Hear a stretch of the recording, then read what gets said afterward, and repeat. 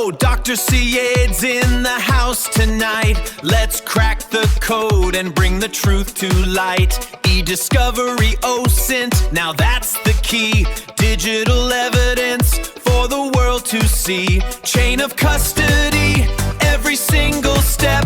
Keep that data safe, a promise that we've kept. It's a digital quest for the truth. It's a digital quest for the truth. Welcome to EInvestigations. This module is all about digital investigative strategies. Think of this course as your guide to becoming a digital detective, where we explore the core methods we use to track down evidence and solve cases in the digital world. This slide shows us the general flow of any digital investigation. You can see three key areas. E-discovery, which is about finding and managing digital information for legal cases. Digital forensics, which is the deep dive technical analysis. And OSINT, or open source intelligence. OSINT is super important, as gathering publicly available information often gives us the first crucial clues in an investigation. These three work together to form a complete investigative model. Here, we emphasize where digital forensics fits in. It's a specialized part of the overall process. Why is it so crucial? Because it's where we get into the nitty-gritty of data analysis. While you're conducting your forensics, remember to share cyber threat intelligence. This means if you find something new about a threat, share it. Collaboration makes everyone safer and smarter. Let's talk strategy. The key takeaway here is that you can't use a one-size-fits-all approach. Your actions must be customized because the details of actions are different due to the nature of crime. This is like being a detective solving different puzzles. For a missing cookie, you might look for crumbs.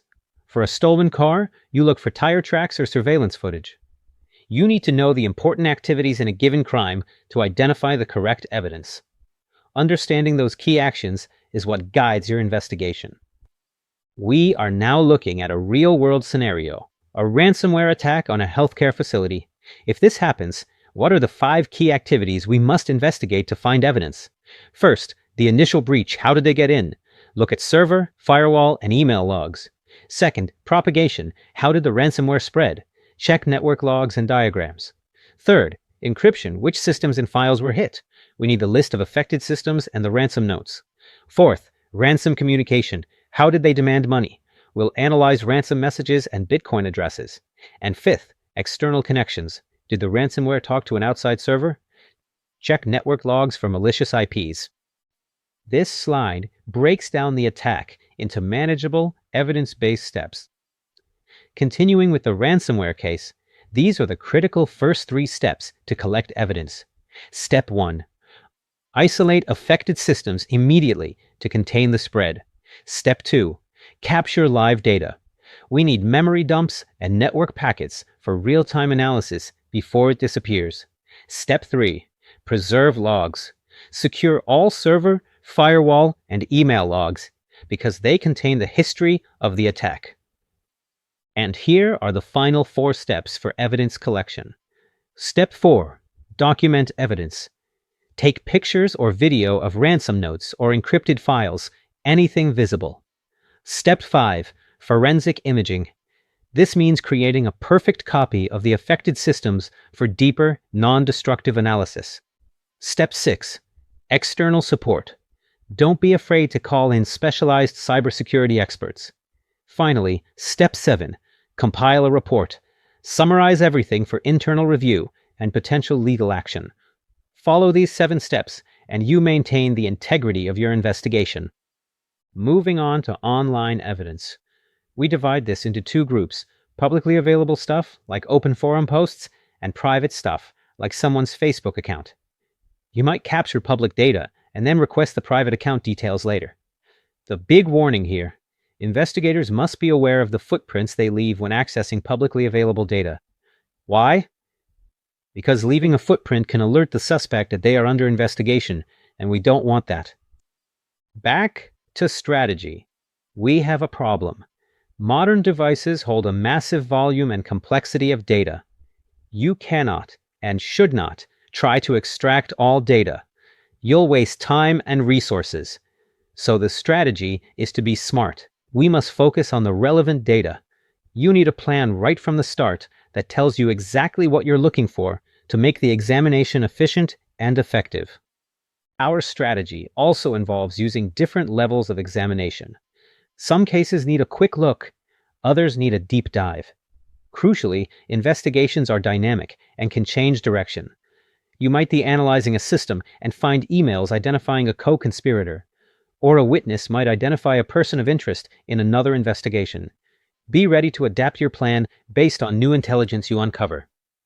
This slide highlights the importance of choosing the appropriate strategies for identifying and securing digital evidence. We want to be efficient. For example, if you just need to confirm contact between two phone numbers, don't waste time doing a full forensic exam on the phones. The smarter, more efficient method is to obtain call data from the service providers. This saves resources and gets you the reliable evidence quickly. When we investigate an incident, we need to look beyond the immediate computer. Uncovering the root cause might involve many internal groups, different business units, plus external suppliers, customers, and external assistants. Similarly, the impact of an incident can spread to all these parties. But here is the central point. The role of digital evidence is to establish a credible link between the attacker, victim, and crime scene. Digital evidence connects all the dots to tell the full story. Let's talk about the big challenges in our field, starting with the fragility of digital data. Digital evidence is easily lost, changed by simple usage, deliberately destroyed, or altered if you handle it improperly. We also face technological obsolescence. Software changes so fast. The tool you use today to read a file might not work on an old file format next year. This means we need strong preservation strategies to maintain data integrity and relevance. This slide presents a crucial legal truth. The best scientific evidence in the world is worthless if it's inadmissible in a court of law. It doesn't matter how robust your analysis is. If you didn't collect or handle the evidence according to legal standards, it cannot be used. This is why all our technical work must always prioritize legal compatibility. So, what exactly makes digital evidence strong enough for court? We have 5 key digital evidence characteristics. It must be admissible, related to the case, authentic, real, reliable, with no doubts, complete, it must prove the activities, and believable, clear and understandable. Think of these as the technical criteria that ensure the evidence is legitimate and effective in a legal context. When acquiring and preserving digital evidence, we follow a golden rule. Act as if the evidence will be used in a court of law, even if it's just an internal corporate investigation. Why? Because the outcome, like firing an employee, can lead to that person challenging the dismissal in court. By maintaining legal rigor in all internal procedures, we mitigate risks and protect the organization. Gathering evidence requires careful adherence to legal requirements. The best advice is to consult prosecutors. They can advise you on key areas, how existing case law impacts your investigation, the expected complexity of the case, what kind of evidence is needed, and most importantly, how to minimize the risk of evidence being ruled inadmissible by ensuring it's obtained properly. Don't go it alone. Legal compliance is paramount. These are 2 fundamental principles of digital evidence handling. First, you must never change the original data that might be used in court. 0 alteration. Second, you must create and preserve a complete audit trail or other record of all processes. This audit trail must be so thorough that an independent third party can examine your process and achieve the same result. This ensures verifiability and trust in your findings. When it comes to acquisition, this is a common mistake. Don't just grab every digital device in sight. Seizing devices requires reasonable grounds and a technical assessment that the item is likely to hold evidence. For example, is it a family computer or the suspect's computer? Always think critically. Crucially, make sure you record details of where the item was found. Failing to document the origin can make your evidence unusable in court. Documenting procedure means keeping full records of all actions taken. In a legal case, All those records are shared with the defense as unused material. This might sound like a pain, but it's essential because the defense can use this material to conduct a re-examination. The purpose of that re-examination is simple: to validate that your original actions and results were accurate. Transparency and thorough documentation ensure your findings stand up in court. Here are the 5 rules of forensic investigation. 1. The chain of custody. This record keeps the evidence legit and admissible in court. 2. Handle evidence with care. Don't contaminate it. 3. Minimize the option of examining the original evidence. Work on copies to preserve the original's integrity. 4. Document any change to evidence. If you touch it, record it. And 5. Respect any ethically and legally confidential information you find, which supports the credibility of the entire process. These best practices are vital principles for all digital work. We must adopt a methodical approach. Keep detailed notes with dates and times. Minimize change to the collected data. A crucial point: do collection first and analysis later. This maintains the integrity of the collected data. Finally, your procedures should be reproducible. If someone else follows your steps, they should get the same results, proving your findings are trustworthy. This slide lists the full sequence of best practice in a forensic investigation. It starts with legal compliance, documenting authority for the investigation. This might be a search warrant or permission from an employer. Next, document the scene. Then, select appropriate tools and methods for evidence acquisition. Follow that by maintaining the chain of custody, and only then conduct the investigation on the acquired data. It's a structured sequence from legal permission to final analysis. We must address some serious considerations. Always make sure your actions align with your company's established procedures. In terms of technique, don't trust the programs on the system you are investigating, and never run programs that could modify the access time of all files. This messes up your metadata evidence. And here's a high-stakes warning. Be careful when disconnecting a compromised machine, as this simple act might trigger a dead man switch in malware designed to wipe the evidence. Case assessment begins with legality. Identify the legal authority for your request. Then determine the potential evidence you are looking for. Are they photos, financial records, or databases? Finally, always look for other investigative avenues. Can you get a preservation order for an ISP, or can you access remote storage? Be thorough and explore every possibility.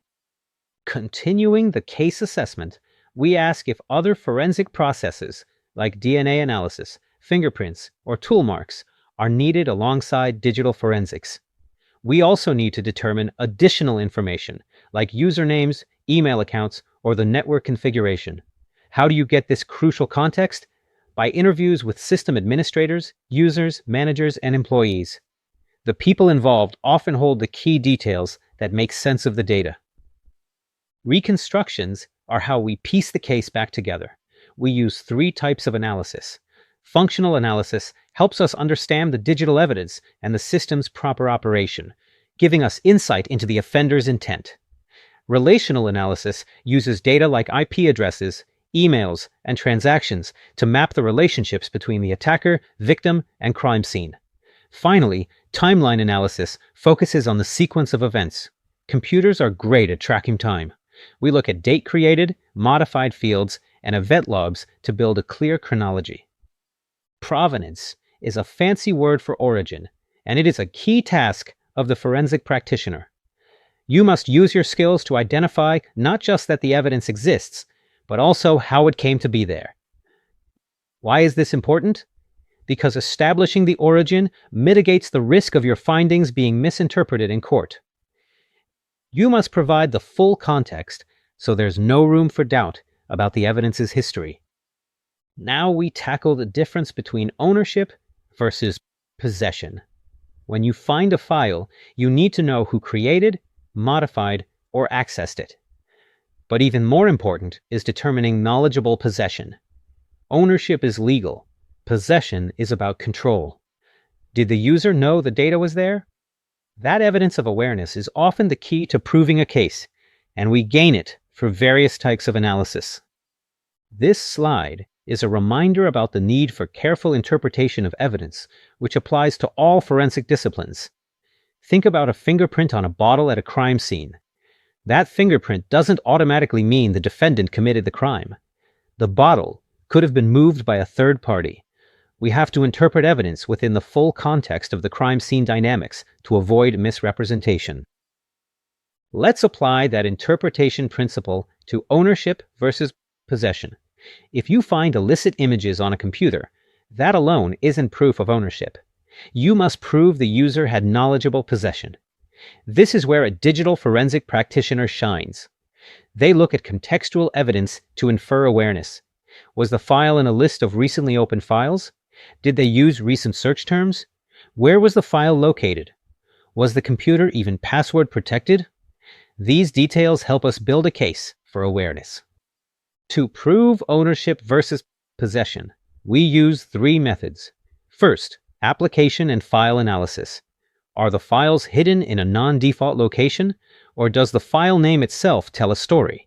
Second, time frame analysis. Can we place the subject at the computer at the relevant date and time to establish a link? Third, hidden data analysis. If someone tries to hide data, that suggests deliberate intent. Even recovering passwords can indicate possession, as knowledge of the password implies control. We are now aiming for forensic proof. For any evidence to count, it needs 3 things: a plausible relationship to a particular hypothesis. It must be authentic, reliable, and credible. But the most critical element is the integrity of the process. We need to validate everything: the forensic tools we used and the method or procedure we followed to collect and curate the data. Solid proof comes from a solid, trustworthy process. How do we achieve that forensic proof? By passing these tests to achieve reasonable certainty. 1. Qualification. Are your tools, techniques, and people certified and industry accepted? 2. Inventory. Have you documented every single user, device, and connection involved in the incident? 3. Validation. If you made a comparison or analogy, was it closely examined and validated?